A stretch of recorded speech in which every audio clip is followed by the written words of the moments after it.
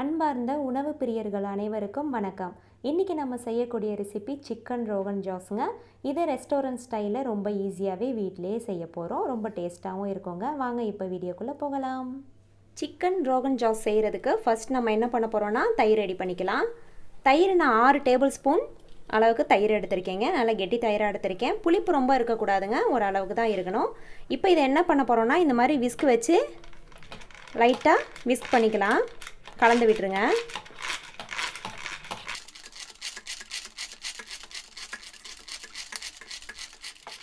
இப்போ நமக்கு தயிர் ரெடி ஆயிடுச்சுங்க. இப்போ நல்லாவே அடித்து விட்டுறணும் இந்த அளவுக்கு. உங்ககிட்ட ஒரு வேளை இந்த மாதிரி விஸ்க் இல்லைன்னா ஒரு ஸ்பூன் வச்சு கூட கலந்து விட்டுக்கோங்க. நல்லா அடித்து கொடுத்தீங்கன்னா இந்த அளவுக்கு நல்லாவே வந்துடுங்க. நமக்கு தயிர் ரெடி ஆயிரும். இப்போ இது ஒரு ஓரமாக இருக்கட்டும். அடுத்து ஒரு மிக்ஸி ஜாரில் ஒரு பெரிய சைஸ் தக்காளி எடுத்து கட் பண்ணியிருக்கேங்க, அதை சேர்த்துக்கிறேன். அது கூட 2 ஏலக்காய் சேர்த்துக்கிறேன்.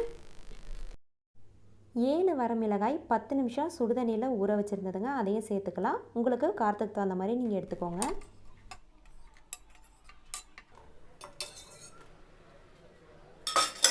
சேர்த்துட்டு கொஞ்சமாக தண்ணி ஊற்றி இதை நல்லா ஃபைன் பேஸ்ட்டாக அரைச்சிட்டு வந்துடலாம். இதை நல்லா நைஸாக அரைச்சிட்டு வந்தாச்சுங்க. ஓகே, இப்போ இந்த சிக்கன் ரோகன் ஜாஸ் ரெடி பண்ணிடலாமா? கடாய் வச்சுக்கோங்க. கடாயில் 5 டேபிள் ஸ்பூன் எண்ணெய் ஊற்றிருக்கேன். அதில் எண்ணெய் நல்லா காஞ்சதும் 1/2 ஸ்பூன் ஜீரகம் சேர்த்துக்கிறேன். சேர்த்துட்டு ஜீரகம் இப்போ நல்லா பொரிஞ்சு வரட்டும். பொரிஞ்சு வந்ததுக்கப்புறமா 4 பெரிய வெங்காயம் எடுத்து நல்லா நீல வாக்கில் பொடி பொடியாக கட் பண்ணியிருக்கேங்க, அதையும் சேர்த்துக்கிறேன்.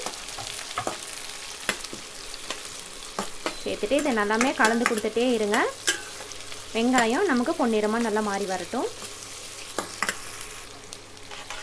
அது கூடவே 4 பச்சை மிளகாய் எடுத்துருக்கேங்க. நல்லா இந்த கீரி இந்த மாதிரி கீரி சேர்த்துக்கலாம். இதையும் சேர்த்து வதக்கிக்கங்க. இப்போது வெங்காயம் நமக்கு பொன்னிறமாக நல்லா வதங்கி வந்துருச்சுங்க. போதும். இப்போ இந்த ஸ்டேஜில் நான் இன்றைக்கி 400 கிராம் சிக்கன் எடுத்து மஞ்சத்தூள் சேர்த்து நல்லா வாஷ் பண்ணி வச்சுருந்தேங்க, அதையும் சேர்த்துக்கலாம். சேர்த்துட்டு இது எல்லாமே நல்லா கலந்து விட்டுருங்க. இதிலே நல்லா கலந்து சிக்கன் நமக்கு நல்லா நிறம் மாதிரி வரட்டும்.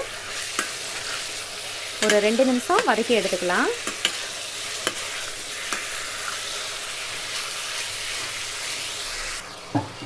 இப்போ ஒரு 2 நிமிஷமாக சிக்கன் நல்லா நமக்கு இதிலே வதங்கியிருக்குங்க. சிக்கனோட நிறமும் நல்லா சேஞ்ச் ஆகிருக்கு பாருங்கள். இப்போ இந்த ஸ்டேஜில் 1/2 டீஸ்பூன் மஞ்சள்தூள் சேர்த்துக்கிறேன்.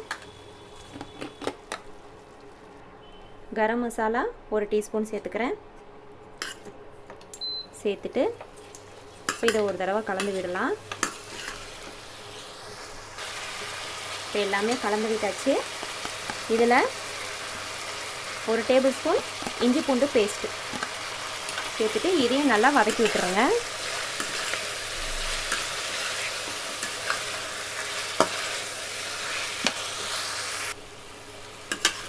இப்போது மஞ்சத்தூள் அப்புறம் இஞ்சி பூண்டோட பச்சை வாசனை போனதுக்கப்புறமா நம்ம மிக்சியில் அரைச்சிட்டு வந்த பேஸ்ட்டை இப்போ இதில் சேர்த்துடலாம். பேஸ்ட்டை சேர்த்துட்டு இது ஒரு தடவை கலந்து கொடுத்துருங்க. போய் எல்லாமே கலந்து கொடுத்தாச்சு. இப்போ இதை மூடி போட்டு குக் பண்ணிக்கலாங்க. மிதமான சூடு வச்சுக்கோங்க. ஒரு 2 நிமிஷம் மட்டும் இது மூடி போட்டு குக் பண்ணிக்கலாம். இப்போது 2 நிமிஷம் இதிலே குக் ஆகிருக்குங்க. இதை ஒரு தடவை கலந்து விட்டுருங்க.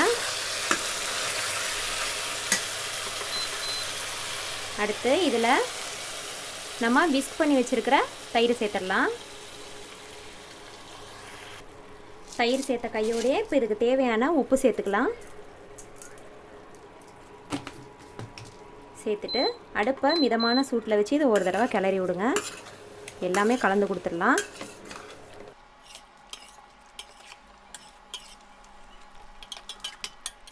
இப்போது கலந்து கொடுத்ததுக்கப்புறமா மறுபடியும் இதை மூடி போட்டு மறுபடியும் ஒரு 2 நிமிஷம் மிதமான சூட்டிலே வேக வச்சுக்கலாம்.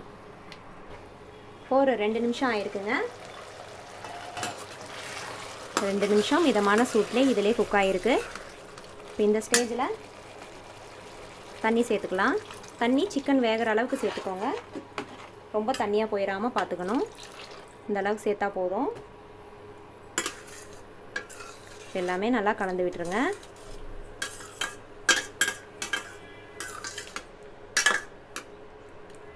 கலந்து விட்டாச்சு. இந்த ஸ்டேஜில் உப்பு பத்தலைனா போட்டுக்கோங்க. நம்ம ஆல்ரெடி சேர்த்துட்டோம். இப்போ இதை மறுபடியும் மூடி போட்டு 10 நிமிஷம் மிதமான சூட்டிலே வேக வச்சுக்கலாம். இப்போது சரியாக 10 நிமிஷம் ஆகிருக்குங்க. சிக்கன் எல்லாமே நல்லா வெந்துருச்சு. இந்த ஸ்டேஜில் 1/2 ஸ்பூன் நெய் சேர்த்துக்கோங்க.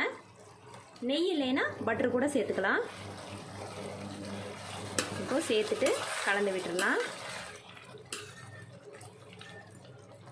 கிரேவி பார்த்திங்கன்னா இந்த அளவுக்கு தான் இருக்கணும். இதுக்கு மேலே தண்ணியாக இருக்கக்கூடாதுங்க. இதுதான் கரெக்டான அளவு.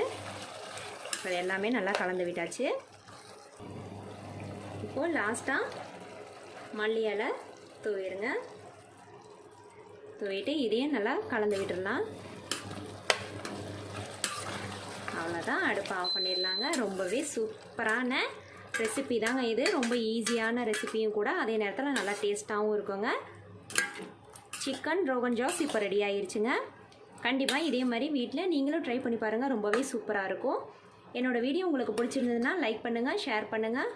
அப்புறம் மறக்காமல் கமெண்ட்ஸ் பண்ணுங்கள், சப்ஸ்கிரைப் பண்ணுங்கள். நன்றி.